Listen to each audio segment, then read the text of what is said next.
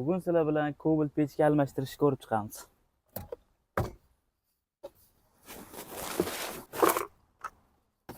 Hop, bardachoni yechib olamiz. Buni yechib olgandan keyin mana shu bitta 7si bo'ladi.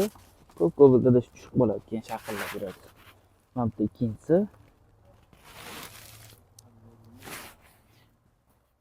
Mana shu oyoqqa beradigan deflektori bo'ladi. Buni mana bu bitta dona klipsasi ushlab turadi. Shu narsani chiqarib olamiz.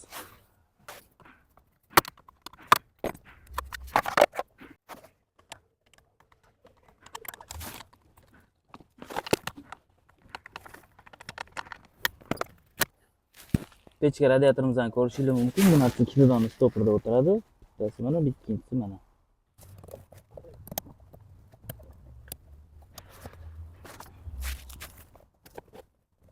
Hop, eski pechkasini ko'rishingiz mumkin. Yechib oldik.